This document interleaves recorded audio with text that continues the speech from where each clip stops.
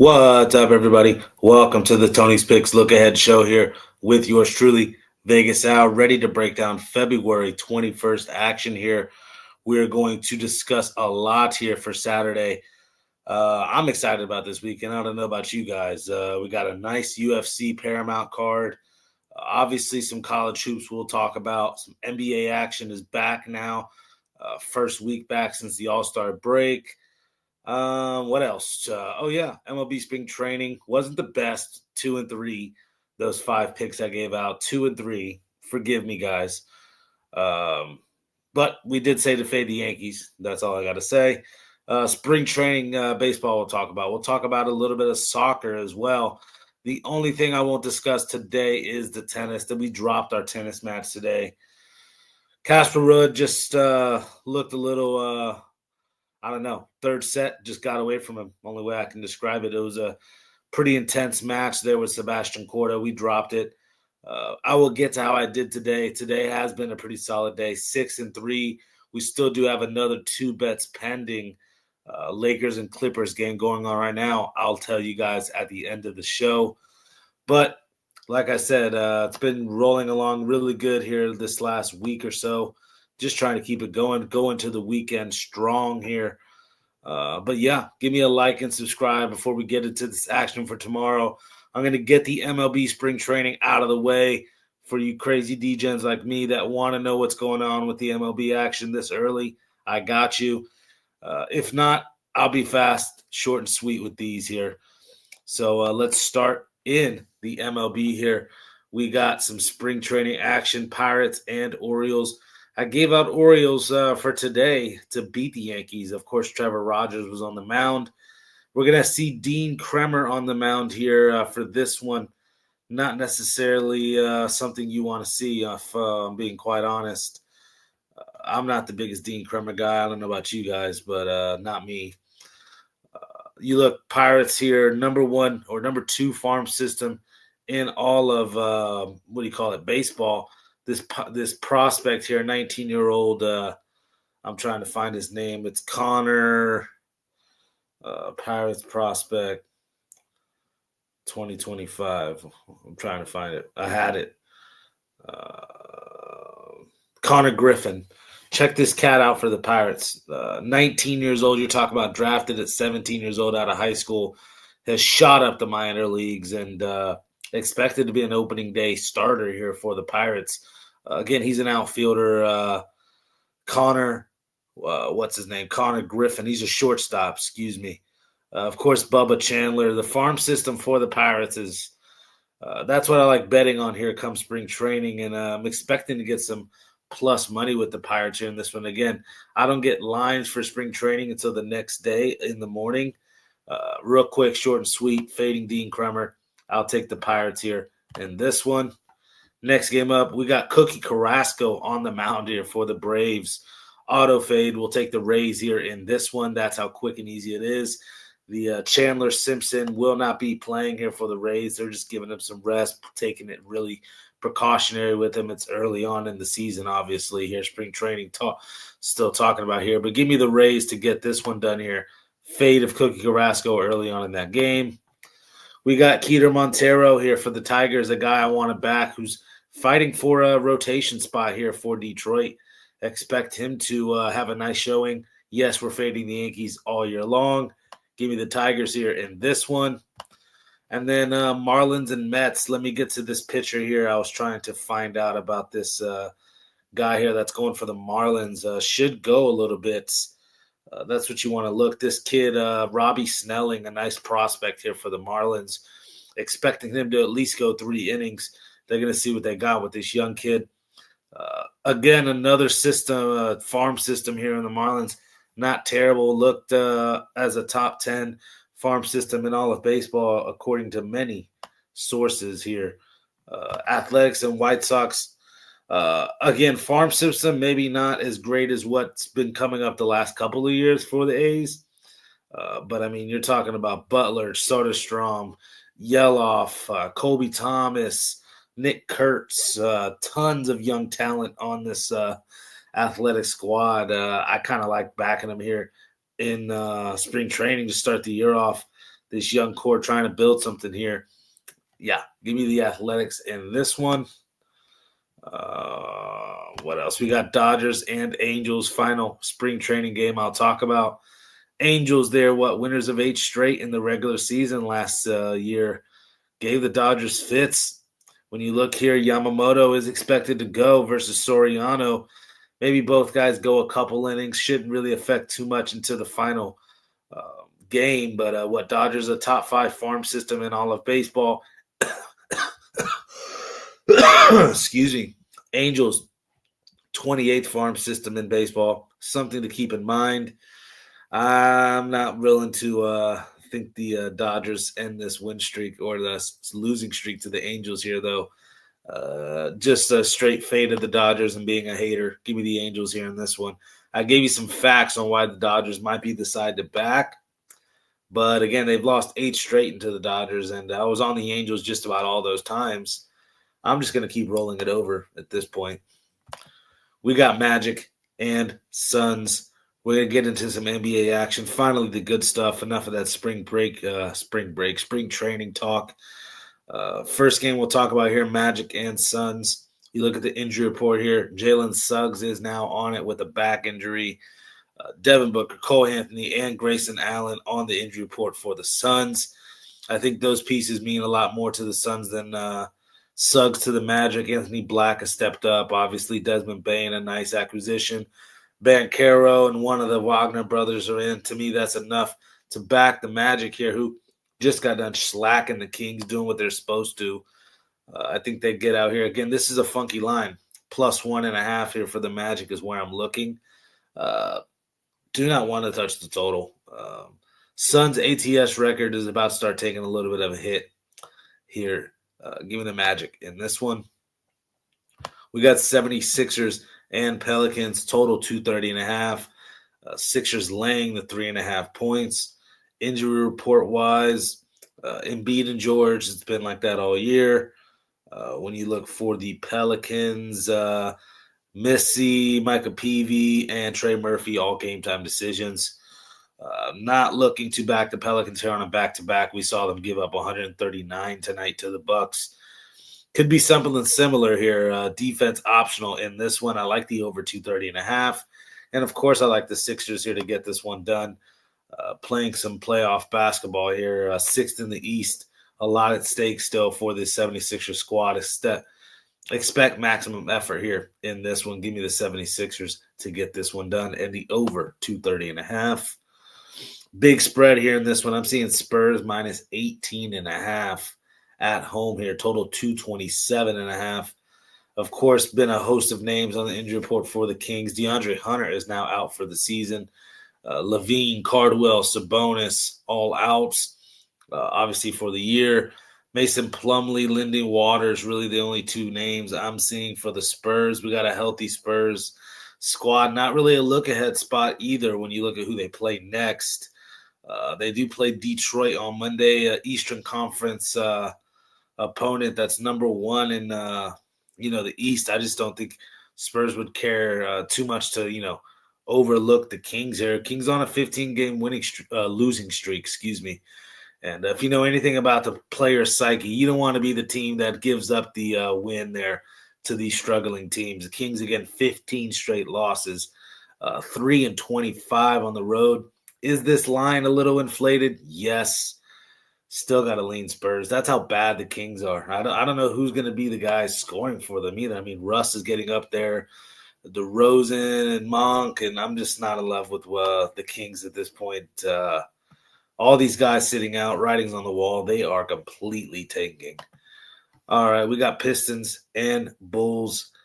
Pistons minus the 10.5 here, total 230.5. I actually thought the total was kind of light, considering these two teams have kind of gone under when met up. What do you got at 108.93 last time these two teams played? It was a Pistons win. Pistons winners of 4 straight. Bulls losers of 7 straight. I could argue Anthony Simmons and Giddey are not meshing well. Giddey had 5 points the other night with Simmons in the lineup. Those two will eventually find a way to coexist, but as of right now, I think the Pistons blow them out in what could be a first to 100 type game. I think the under 230.5 is live in this one. Bulls clearly trend to the over, play zero defense, but Pistons aren't trying to run you out the gym. I think you're talking 120 to 95 gets us under this total and the minus 10.5. So again, Pistons minus the 10.5 and the under 230.5 in Detroit, Chicago. All right, we got Rockets and Knicks final NBA game I will talk about. I'll be short and sweet. Knicks 20-10 ATS wise at home this year. Have no problem backing them here. Injury report wise, pretty much healthy Miles McBride, and for the Rockets, pretty much healthy as well. So should see both teams at full strength. I just like the Knicks at home. Been playing some solid ball, looking for a bounce back. It was an ugly performance there last time out versus Detroit. Yeah, I just think the Knicks are also a little bit deeper when it comes to all these guards that they have. Kolek, Shaman, all these guys are 7th or 8th off the bench. Clarkson, Josh Hart. The names go on and on. Bridges and Anunoby. That's just without naming Brunson and Karl Anthony Towns, obviously the two focal points of this team. Knicks here get this one done at home. Lay the 3 points. All right, I zipped through the NBA. I zipped through some MLB spring training, and now we get to the good stuff. We get to the college basketball, where the books are liable. Way too many games on Saturday for the books to know exactly where to put these lines at. I'll start here with a dog in Florida State at 8.5 points. To me, seems like a little too much. I get it. Clemson, losers of 3 straight, actually, not playing that well. 11-2 at home this year, though, so do play their better ball, obviously, on their home court. FSU, again, 50-50 this year, 13-13, but not as bad as that record appears. A top 50 rebounding team in the country, a lot better than Clemson, which is surprising when you dig into it. Clemson is 20th in the nation in turnovers, so they could, force some turnovers out of the FSU end. Defensive numbers point to Clemson as well, but I think FSU shows up here, keeps this one within the 8.5 points. I'm not looking to lay anything with Clemson right now until they get out of this funk. 8.5 points seems like a little too much to have to get on the Clemson bandwagon here. I'll take the FSU Seminoles plus the 8.5 in this one. We got Florida and Ole Miss. Florida laying the 13.5 points, total 150.5 here on the road for them. I expect Florida to get this one done. Blew them out last year, have been blowing a lot of teams out this year. They've been putting these lines a little inflated on the Gators, winners of 6 straight, 9-1 in their last 10. SEC conference is not as strong as I thought it would be this year, so Florida's still one of the big boys. And Ole Miss 8-game losing streak, 2-8 in their last 10, 240th in defensive rating. Florida top 30 offense as well. Ole Miss bottom 200 in defensive rating. All the numbers, especially rebounding. Florida, the number 1 rebounding team in the country. Sound like a broken record, but you guys know I love these Florida bigs to run the floor. Give me the Florida Gators here, minus the 13.5, and they finally cover a spread. It's been a couple games in a row here in which they haven't covered these inflated lines. This one might be just about the right price here, minus 13.5, maybe minus 10 is what it should be. But I'm willing to pay the 3.5 point tax with those Gators, as I think we see a 20-plus point win here for those Florida Gators in this one. We got UNC and Syracuse. Last time these two teams played, it was a insane comeback for Syracuse there to get the backdoor cover. That one was in North Carolina. Of course, Henry Vassar and Caleb Wilson both looking like they might not play tomorrow for Syracuse, for North Carolina, which is a big deal. Looking to back Syracuse for that reason. Again, covered to last time versus North Carolina at full strength. I get it. It was an insane 30-something point comeback to do so.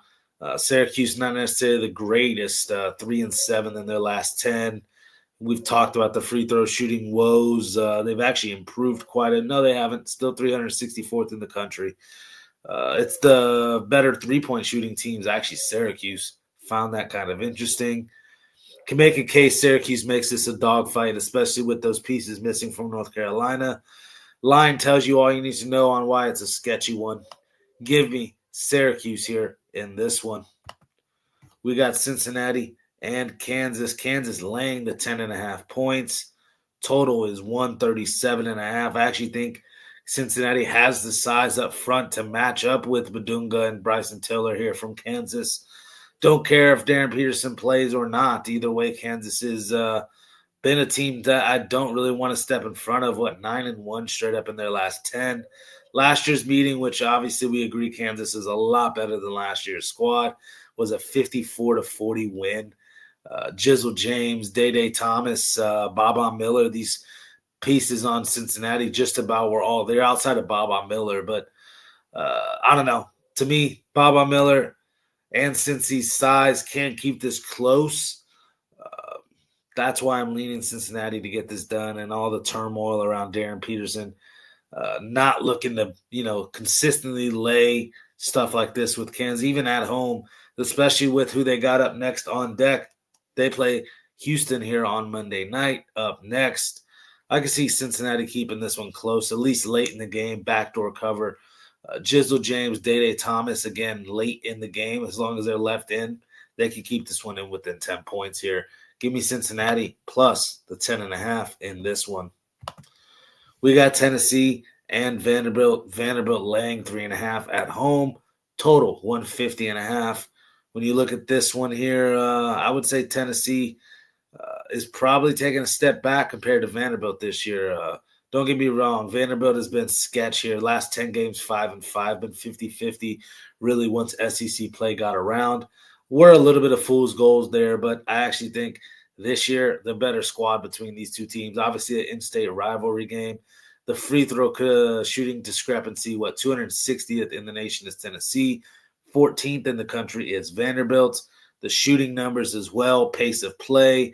About the only thing leaning to Tennessee's direction is the defensive and rebounding numbers. They're going to have to turn this into a scrap, but I don't think Vanderbilt really cares. I think they can just outrun them, outpace them here.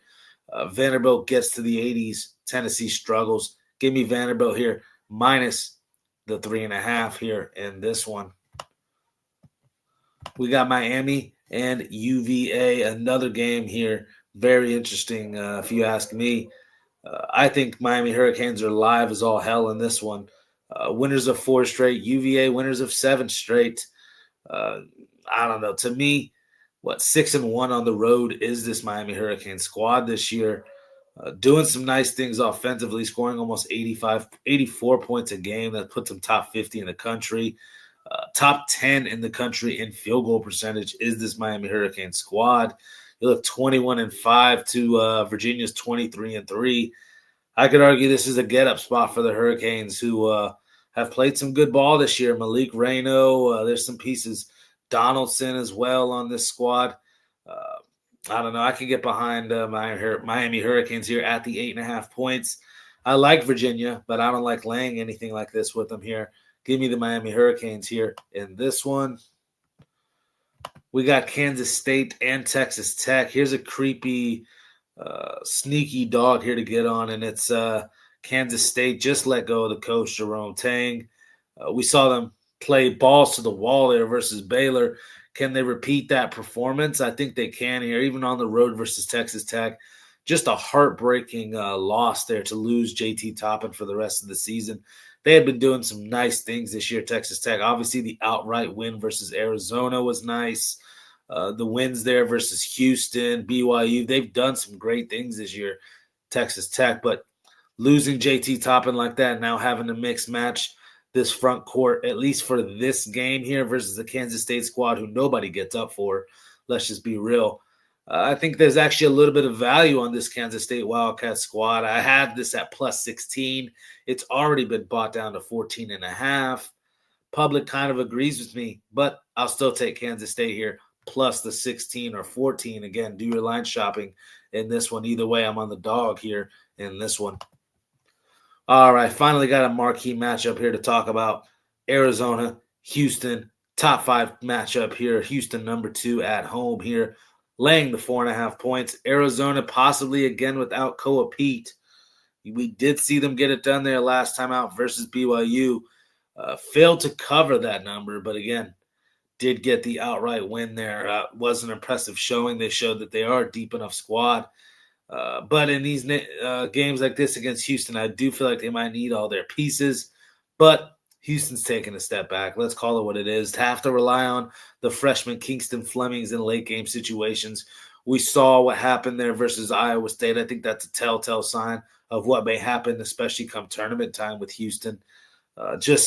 We're expecting Milo Suzanne and Emmanuel Sharp to step up this year. I've sounded like a broken record waiting on it, and it hasn't happened. The front court with Chris Sanak is really the only piece. Tugler's still undersized, though he'll hustle. I think Arizona actually can come out with an outright victory in this one, and to get 4.5 points in your back pocket, yeah, I'll take the Arizona Wildcats here in this one. We got Texas and UGA. This one totaled 165.5. Georgia laying the 2.5 points. When you look here, it was a 87-67 blowout win for Texas in their first meeting. Texas winners of 5 straight. Sean Wright has really come in and done some things here for this Texas program. Not even with all the players he necessarily wanted. He's mixed matched this roster and done some nice things. Top 15 in true shooting percentage. A top 12 offensive rated team is this Texas Longhorn squad. Of course, Georgia, 90 points per game, top 5 in the country, top 10 in pace.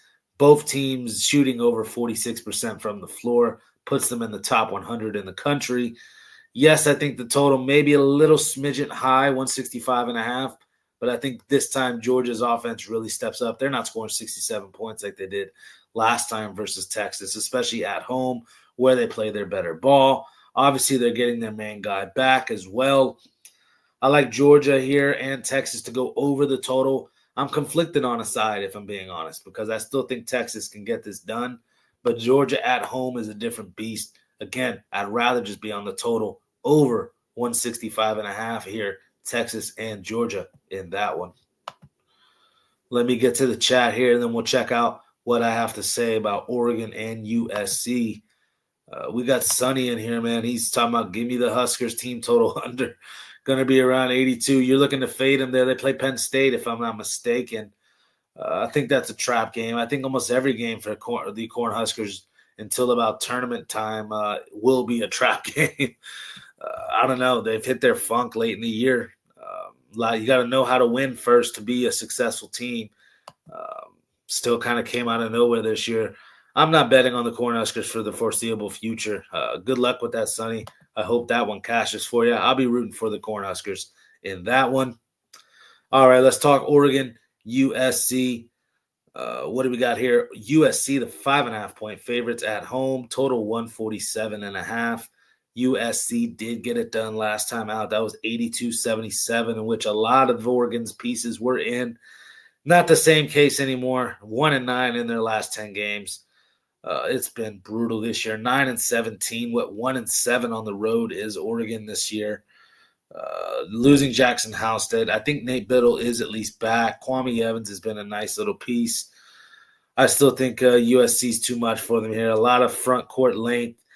Bounce back spot after getting bullied by Illinois here. Am I rushing to lay 5 points? No. This might be a double result, as I think USC is in control of this game, first half and second half. Minus 5.5 is right where the line should probably be at. Lean USC here in this one. We got UConn, Villanova, in which one I'm rushing to the window at this price. I don't care if it's bait. I'll take the bait here. Minus 2.5 with UConn. They're expecting a low-scoring game, total at 140.5. When you look between these two, 75-67 was the last meeting there, January 24th. UConn got it done. Look, Villanova winners of 6 straight. I get it, but I'm still not impressed with the way Lindsey has played here. Bryce Lindsey, his last couple games. Did he get off the schneid there last time out versus Xavier? 15 points, but before that, 2 points, 4 points, 0 points, 6 points, 3 points, 11 points. Not what I've been wanting to see out of Bryce Lindsey, a guy who's capable of putting up 20-plus points a night. Serious guard for Villanova. Does he get up for this spot? Possibly, but I think UConn, fresh after the upset win, gets up even more for this one. And again, feels buy low price to me. Give me UConn minus the 2.5. I don't care that we're on the road. Dan Hurley gets his boys ready for this one. We got Stanford and Cal. This one, do your line shopping. I've seen up to -3. I've seen -1.5, -2 with Cal. That's where I'm looking. 18-8 this year, slightly the better team. And then Okpara here, looking like he's not going to play for the rest of the year, who's been a piece here since about January. He's been out, and I got him confused with the other Okori, who's still playing, 26 points in his last game, 40 points, 22 points. I mean, this kid is a big-time scorer. But I will argue after that, I am searching. Okpara and Gieler are two solid pieces, but I could argue California is a little bit deeper. Of course, there's still some injury concerns here with Cal. So, again, keep an eye out on that. But, Petraeus and Dort are the two names. Those are two nice role players for Cal. It's just the fact that this is almost a pick-em, and I think Cal's the better squad and at home here. Got to go Cal in this one. And, yes, I'll probably take an Okori over in his points. If he goes for 40, Cal could be in trouble. So, I don't know. That'll be the guy that kills us in that one. We got Bama, LSU. I'm not going to overthink this one either. I actually think Bama gets this one done, finally covers himself a spread. Totals 171.5. Give me the over. It's about, Phylon is actually a game-time decision. I'm just now seeing this. That is Bama's really top scorer. Still winners of 5 straight, and I think still good enough to beat this LSU squad, who's, again, lost 4 straight, 2-8 in their last 10. I don't know. I don't like LSU this year. I think Bama, again, a rivalry game here. Just about every statistic points to Bama: offensive rating, rebounds, free throws, 3-point field goal percentage, pace of play, points per game. You name it, almost 94 points per game is this Alabama squad scoring.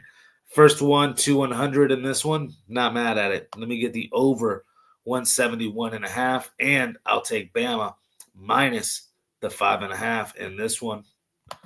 All right, we got another set of blue bloods going at it here. Michigan and Duke have only played in 8 games since the year 2001. Duke is 7-1 lifetime versus Michigan. I think this is a telltale sign here, because if you look at those 8 matchups, some of those Duke were laying 24, 22, 18 points. Now Michigan suddenly is the favorite. I get it. It is a neutral site game here. Duke 3-1 this year, neutral site. Michigan 4-0, neutral site. Michigan also 9-0 on the road this year. Have played some very good ball. Obviously lived up to a lot of this hype. 11 games in a row they've won. Like I said, 9-0 on the road. Last time these two teams played was back in 2013, just to put things into perspective. 2 top 5 defenses. Michigan, slightly better offense, 8th ranked in the country. I just like the versatile front court of Michigan. When you look at Duke, it's really Brown and what's-his-face, Ngongba are the 2 bigs. And then you're having to look Sar and Kemanaya are more of those forwards, not a lot of lead in their ass, if you ask me, to bang around with Lendenberg, Morez, Johnson, and Mara, the 7'3" cat. I don't know, Boozer and Ngongba with Mikel Brown. Is that enough? I don't think so. I also think the guard play of those 5 guards here for Michigan, just too much for Duke. Get Proctor, Jesus. Get Caden Boozer in foul trouble, Evans in foul trouble, Foster as well. One of those 3 guards attack. Elliot Cadeau will be the fastest player on the court. I go on and on why I like Michigan here in this neutral site matchup. Give me the Wolverines here in this one. All right, some more chalk for you guys. Give me these Illinois Fighting Illini. Mick Cronin puts his foot in his mouth once again. Give me the most vodka drinking, whatever he said about these European bigs. Yeah, he probably said it as a backhanded compliment. Don't get me wrong, but Mick Cronin giving Illinois some bulletin board material. Tons of European players on this squad. You don't go run your mouth about these cats and think they're not going to show up ready to kick your ass. Illinois just got done whooping up on USC. It wouldn't surprise me to see them do something similar to UCLA, then head back home. Nice little West Coast couple beatdowns here for the Fighting Illini, with Boswell now back in the fold of things. Yeah, give me Illinois here in this one. Final college game I'll talk about here. Iowa State, BYU. You guys know I hate Iowa State. I don't care that they got it done versus Houston. I'll argue both of those squads, Houston and Iowa State, are overrated. Taman Lipsey still shooting his 28%. Killian Torrey shooting his 31% from three. Mommy Klovic is going to have to get hot as hell, shoot with his eyes closed and hit corner threes like Larry Bird again if you want Iowa State to win, or this Heisey kid who had his sister in the Olympics there, and then hours later shoots the game-winning three. Pretty scripted if you ask me. They turn the magnets on in the rim for Iowa State there. BYU's getting this one done. Sorry. DeBance's going for 30+. Rob Wright III may go for 30+. BYU's still too much at home here. I think they're the better squad. Not in love with Iowa State at all this year. So, yep, BYU here in this one.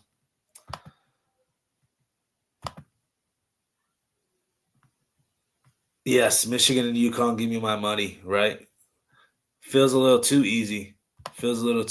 But we go there. Taking Florida team total over every game. You'd probably be up by a boatload right now if you've done that. What we got here? Some soccer to talk about? Yeah, we do. What we got? Newcastle, Man City. You look, Man City's actually in one of those rare spots in which they have no UEFA Champions League, no English Carabao Cup to look after, even though these two teams faced in that. Look, the line tells you all I need to know. Man City minus 200 for a reason. They get this one done. Newcastle isn't catching them slipping like normal times here in which they have other obligations with UEFA Champions League, etc. Man City ready for this one. Give me the Man City here in this one. Might have to go minus 1.5. Leipzig and Dortmund, the complete opposite. Dortmund here having to bounce back, step up and play. I think they just got mollywopped there in UEFA's league. And then they have to go turn around and play again. Leipzig here has had some success as well. Won the last meeting here a couple months back.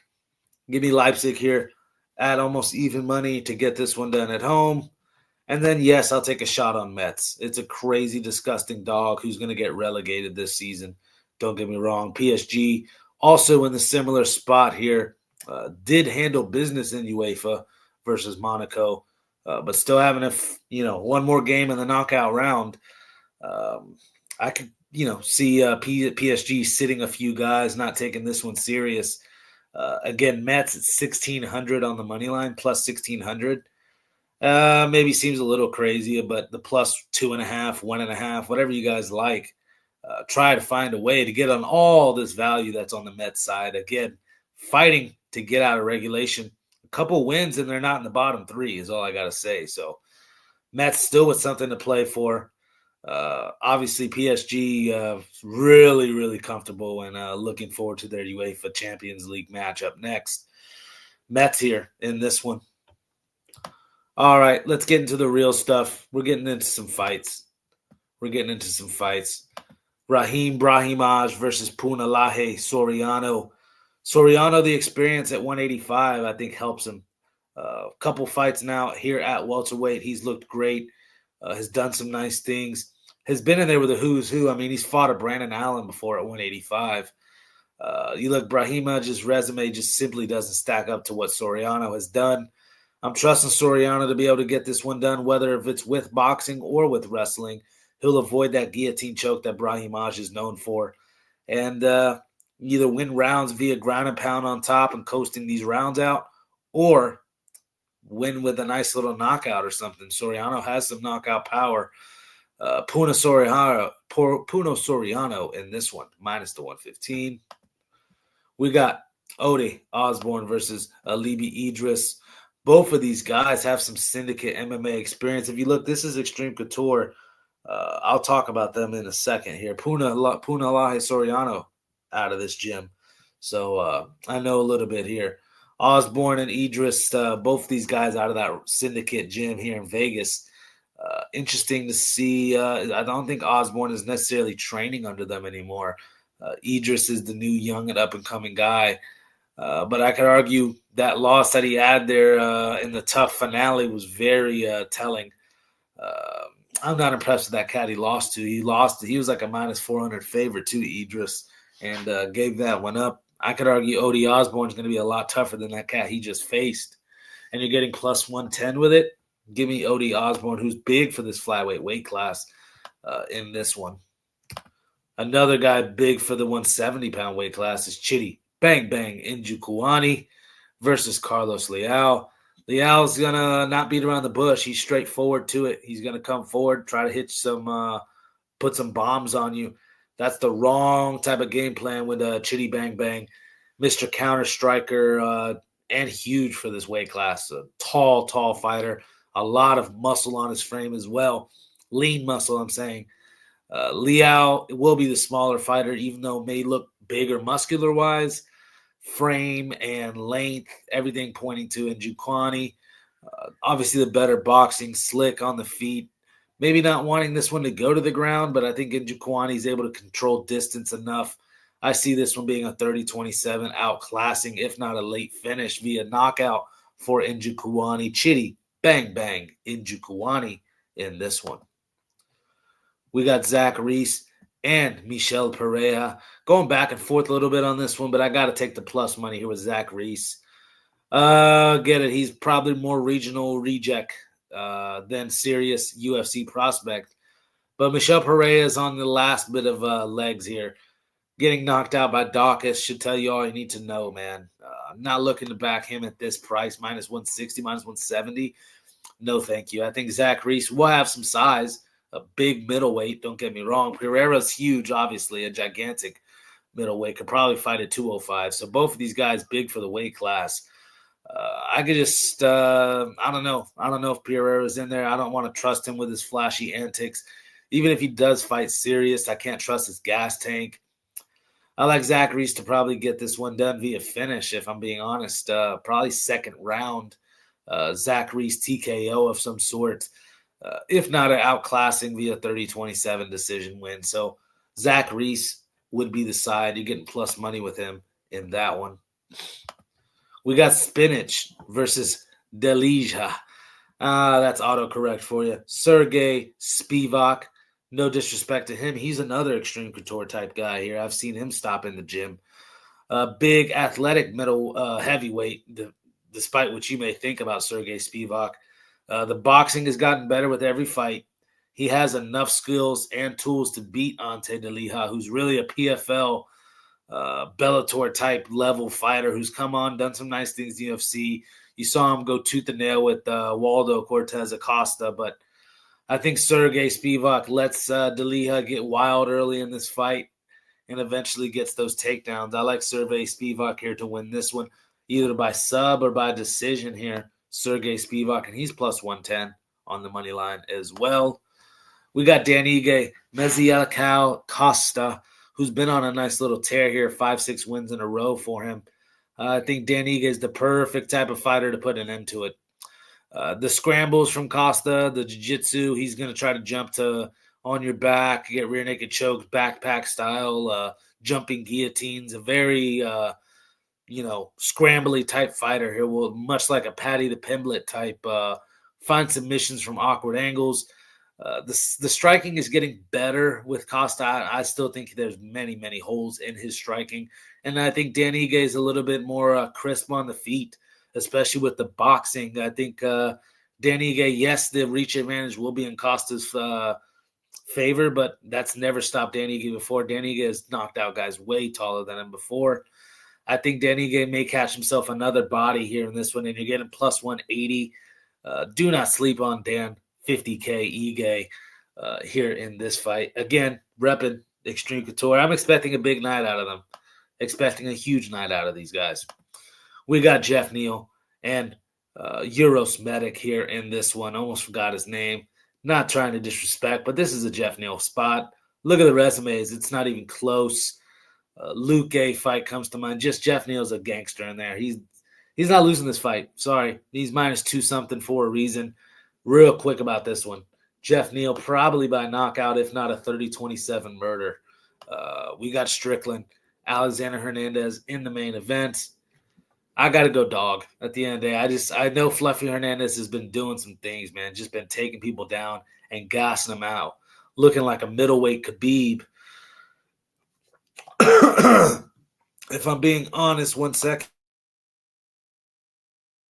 Strickland has this type of style. That jab teep, not a lot of energy expended with his striking. To kind of counteract Alexander Hernandez. Stops 1 or 2 takedowns. This fight gets very interesting. Strickland's ground game is no slouch either. The fight against Kamaru Usman way back in the day. That was back at 170, way back in the day. But, Strickland has been in there with the who's who of the UFC. I'm looking at plus money with him. Just is what it is. I think this is the spot for him. Extreme Couture gets themselves some nice W's here on Saturday. Let's just call it what it is. There you have it. I broke down all the fights for you guys. Let me show you guys how today went. As a matter of fact, let me check on this Clippers-Lakers game, see how that one ended. What do we got here? Oh, why is it taking forever? We got 122-1. Oh, man. I'm on over, so that already hit. I'm on over, but I'm not going to get my Clippers money line. I'm not going to get Clippers money line. That's unfortunate. Well, there you have it, guys. We're going to finish the day 7 wins, 4 losses. I'm not going to complain too much about that. I don't know about you guys. I'm pretty cool with that. Let me show you how the site's been today. First off, last 30 days, we're up about 8 units. Last week or so, 2 units. We've had a nice I got my Saturday college hoops best bet in already. Saturday NBA best bet in already. Oh, yeah, I have a play on the pitch for you guys. Avoiding tennis, I dropped it today. My apologies. What do we got here, though? Bowling Green and Miami, Ohio. Over tonight. The over in Milwaukee. Milwaukee on the money line. Stupid Oakland, man. I don't know how you don't get that done without Gottlieb on the sidelines. Wizards there get the season or the series split there 2-0. Sweep, excuse me. And Detroit Mercy. Detroit Hoops. Don't sleep on them. But yeah, Casper Rudd was ugly. That was the tennis match. A lot of plays I put in today, and it'll be the very same way tomorrow. A big weekend ahead of us. Hamburger got it done. Need some cheese on that hamburger. But they get it done there with a +0.5. So, yeah, rolling right along, guys. It's time to get on a 3-day, 7-day, or 30-day. That's all I got to say. The money's going to keep racking up. Staying patient, but also knowing when to explode and get some volume in there. Yeah, I could go 1 play a day if I wanted to, and I probably should have from the beginning. I'd be on the yearly leaderboard. Just picking 1 game at a day, I could do that with my eyes closed. Sorry. The problem with me is I like to put 5 to 6, 7, 8 plays in and try to go real big in 1 day. And I've been staying disciplined, 1, 2 plays a day. But again, Friday and Saturday, I'm going crazy. 7 to 8 plays minimum. I think I got 4 UFC plays in. I'm going to put a package in as well for you guys there with the UFC. So hang tight on that. But yeah, thank you guys very much, man, for tuning in. Give me a favor, like and subscribe before I get out of here. Appreciate you guys tuning in. Make tomorrow a winning day. Peace.